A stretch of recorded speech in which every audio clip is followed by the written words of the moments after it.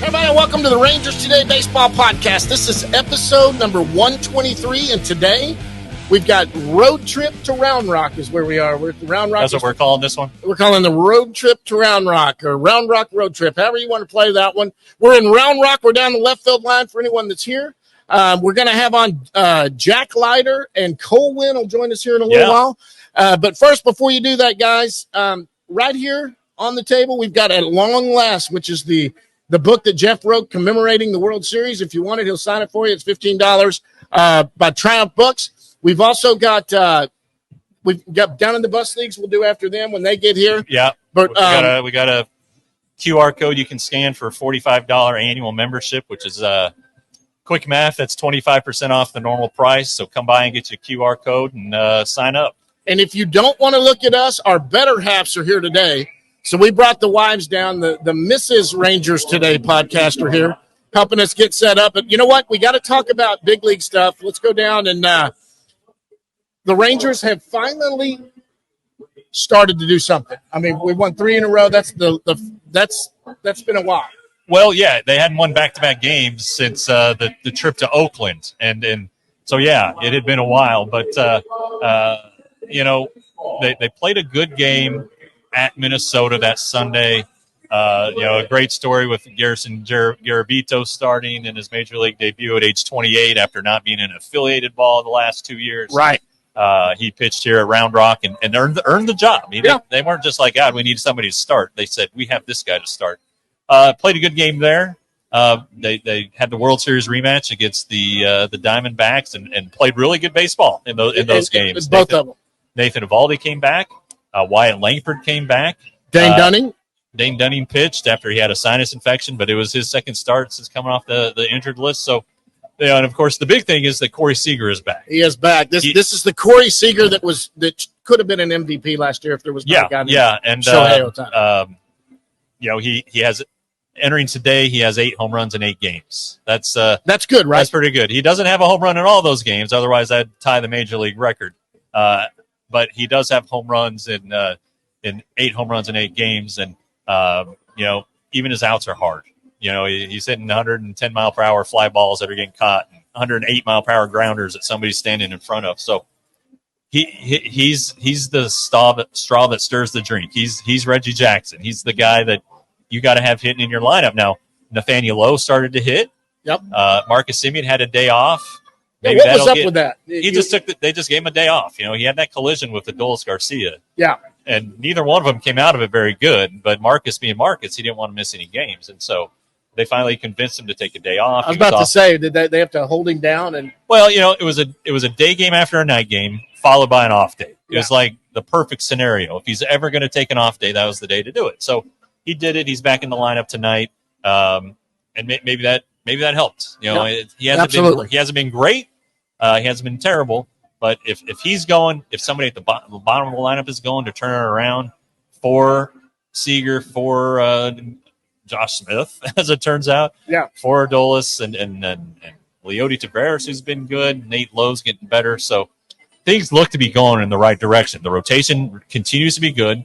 The bullpen's been good. Guys like Jesus Tinoco, who was here most of the season, he has pitched in a couple leverage situations. Yeah. They're trying guys out. Jacob Latz has been really, really good. And so our friend Jacob Latz. That's right. But that's encouraging. So if everything is clicking, you see what happens when everything is on the same page, when all the facets are clicking for the Rangers, they're a really good ball club. And, getting Wyatt Langford back and healthy is always something good. He's one rookie.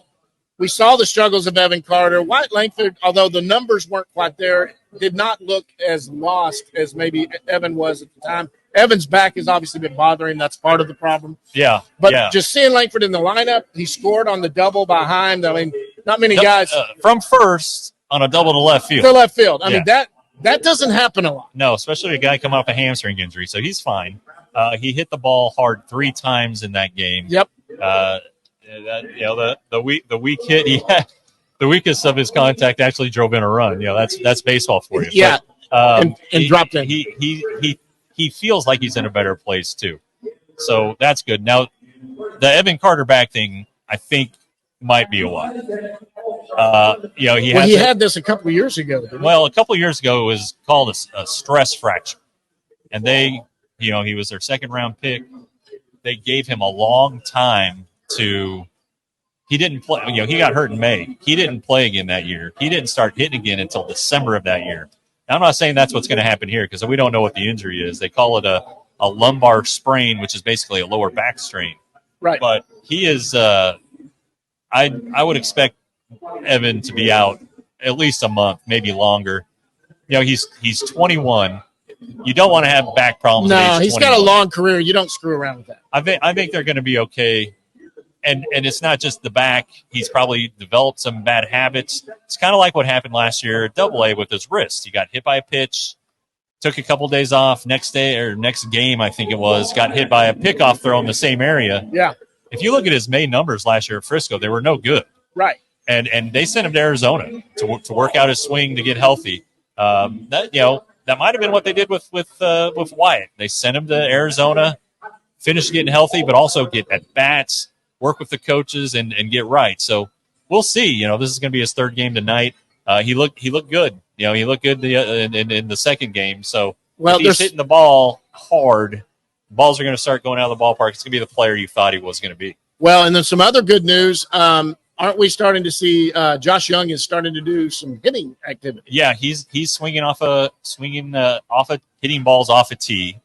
It's not a regulation weight bat. He called it an underload bat. So it's lighter. It's the same length. Everything's been fine there. And Bruce Bochy said, in fact, he said if you didn't know that Josh had a broken wrist, you would think he'd be ready to play tomorrow. So the swing looks good. It's got to be a regular bat. He's got to go through the progression, hit live, right. This is the last thing he's got to do. He's already been fielding and throwing. He'll have a rehab assignment. Not sure where, here or Frisco, but sure. He'll be out for I would bet he's not ready to go till late June, but there was some talk about early July or even the All-Star break. He's going to beat that back. Yeah, I mean, seeing him take infield and do that out there, I mean, he looked healthy. He was throwing with Jacob deGrom the first day also. Yeah. I thought throwing might be the last thing, especially when you're having to use that wrist and how you throw the ball. But it is hitting because of the grip and all of that and getting back.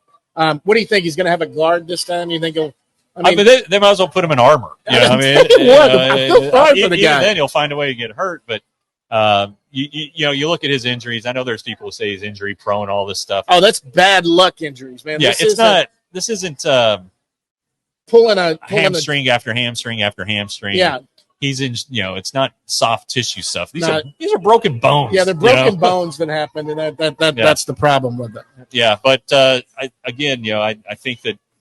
think this team's going the right way. They're scheduled. The Marlins have the worst record in the National League. Of course, the last time they played the team with the worst record in the National League, they got swept. Up in your hometown. But and then they play the Tigers, who are playing well right now. They're up. Yeah, they've won 5 or 6 in a row. They've won 5 of 6.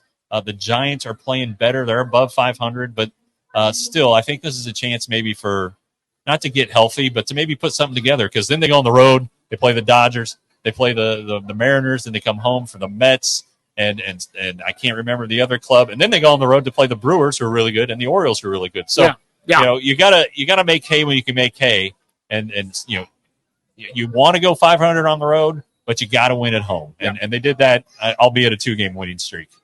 Well, look, we're going to wind down this part because we got to get our guest on here. Don't forget, guys, subscribe to Rangers Today. It's $5.99 a month.